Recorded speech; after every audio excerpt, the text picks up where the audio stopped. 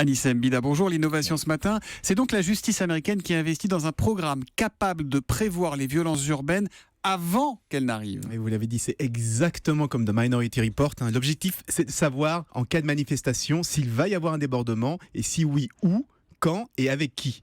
Et pour ça, la justice américaine, vous l'avez dit, elle a débloqué 800 000 $, c'est à peu près 800 000 euros, pour financer le développement d'un algorithme de 2 chercheurs de l'université de Cardiff. Alors que fait cet algorithme ? Il analyse tout ce qui se dit sur Twitter, il géolocalise les messages et il repère des mots-clés, injures, menaces, incitation à la haine raciale par exemple, pour justement anticiper tous les mouvements de violence. Alors attendez, on parle bien de manifestations, pas forcément de chasse aux criminels, Anissa. Oui.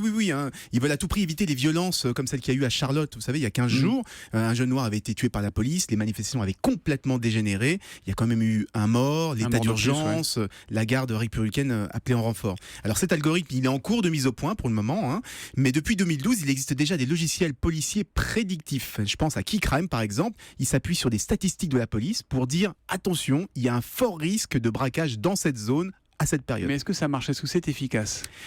C'est avant tout un instrument de dissuasion. Ça permet de mieux organiser les rondes, de mieux cibler les zones à risque, par exemple. Mais on n'en est pas encore à pouvoir dire attention, un tel va séquestrer Kim Kardashian à 3h du matin pour lui voler ses bijoux. Mais c'est pour ça que la justice s'intéresse aujourd'hui aux téléphones portables, aux réseaux sociaux, aux messageries de type Telegram. On en parlait il y a quelques mois, puisque là, on aurait des informations beaucoup plus précises et ça inquiète évidemment tous les protecteurs de la vie privée qui veulent éviter qu'on soit tous surveillés et considérés comme des criminels potentiels. L'innovation avec Anissa Mbida, c'est tous les matins après le journal de 7h. Là, moi, je croise les informations dont je dispose. Sophie Larmoyer approche, Axel de Tarlet. Je crois que les experts arrivent.